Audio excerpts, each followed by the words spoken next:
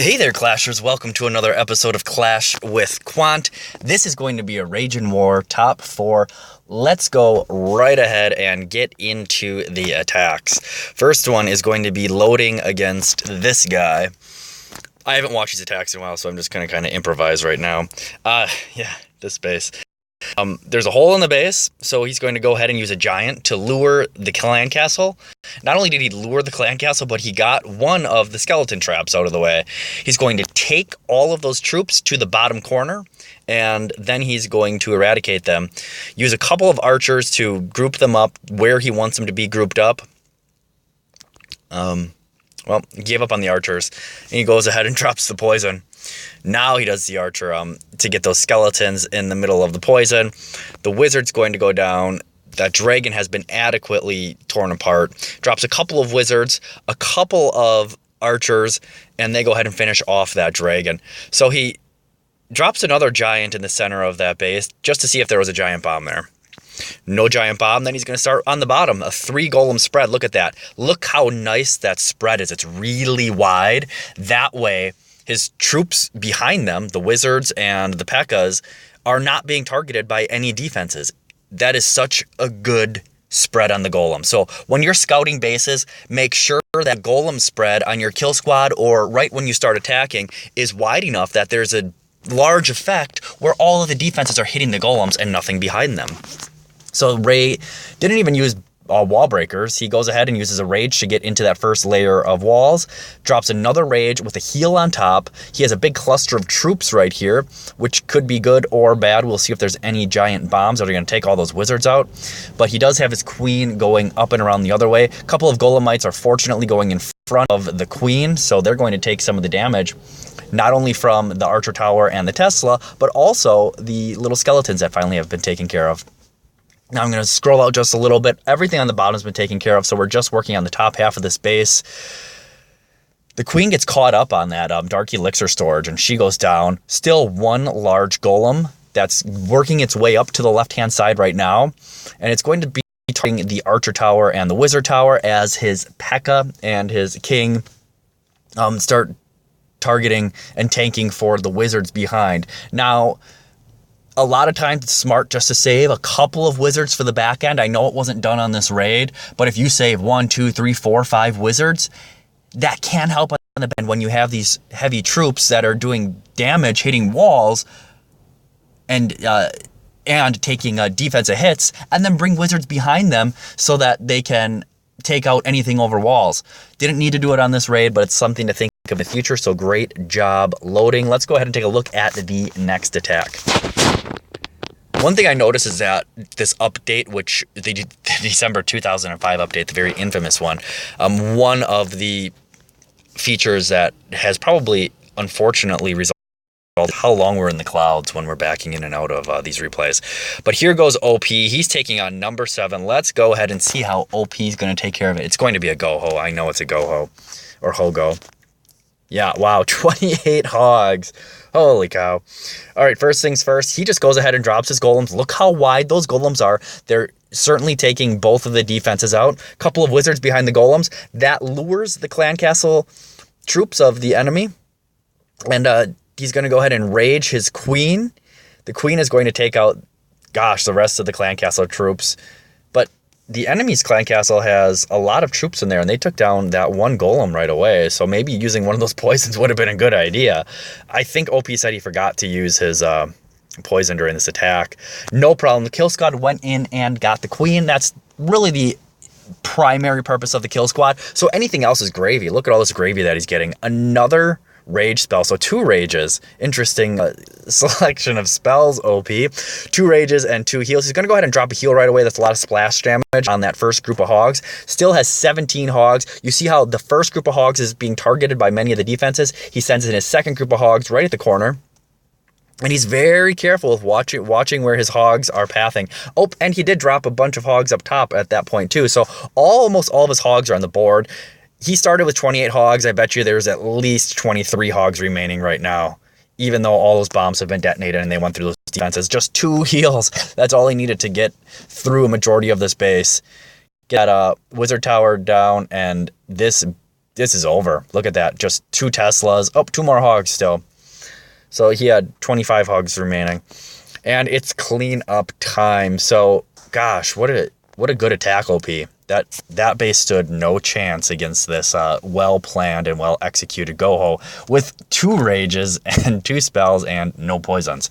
No swag poison either. What's going on with that? So the next attack, I think, is going to be from our Lava Loon expert, T, once we back out of these clouds. T has... Let's go ahead and see what T did this war. Yep, Gola Loon. Look at the base, people. Pretty baby defense right there, so I'm guessing he's going to completely ignore that. Brings his kill squad into the queen. Do you see he drops 1 golem on this side? The jump spell. A couple of wizards to clear all of these junk structures on the outside because he wants everything to go into the jump spell. If he didn't clear those junk structures, guess what? That king that he just dropped would have gone around the side and the raid would have been ruined. So make sure that king knows where he wants to go. He enrages the king once it locks onto the queen, and that queen is no more. It's good to get the queen out of the way because she is the balloon assassin. You got to get that out of the way. And a hog assassin if you're doing a hog attack. So here comes T's queen. Kind of sent it in, I don't know, probably not at the time that he wanted to. But he drops another golem in on the bottom here. The rest of the CC troops come out. He poisons them. He has a couple wizards behind. And at this point, I see why he did that golem there. He wanted to get rid of both of those defenses. How smart. Here comes the rest of his attack. He drops his 2 lava hounds, 1 each on each of the air defenses. Then he just spreads his balloons around, and all of his balloons he puts down. On the bottom balloons, he used a haste. On the top balloon, he used a rage spell. And both of his hounds pop, so he has a couple of pups, but all the air Ds are down at this point. Gosh, there's only a couple of defenses left too, and his balloons are adequately spread throughout the base. 1 on top getting the cannon, 1 on the bottom getting the cannon, and a couple in the center getting the air blower as well as the last expo, which is aim to ground. So that's pretty easy. He has extra rage. I don't know, is he going to swag the rage? It's an expensive spell to swag. Let's see if he does it. Swag the rage, swag the rage. He's not going to do it. So there's 45 seconds left.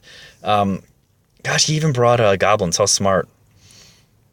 And 1 more corner to take care of, and it is a 3-star once again from T. So good job, T. And we're gonna back out the clouds one more time and check out the last attack on the Rage and War top 4. And I think this member of Rage and War is making his debut. Yeah, we're gonna go with Kev here. His debut, his 3-star Goho attack. Nope, never mind. It's a go wipe. But it's still a 3-star. I think we're showing another one of his attacks of the Goho in the next. But let's go ahead and take this base. Used to be common, maybe 9 months ago, early 2015, late 2014. Don't see it much very often. But standard start to the attack. Kev went out and he lured that clan castle, drops 1 poison on the clan castle troops.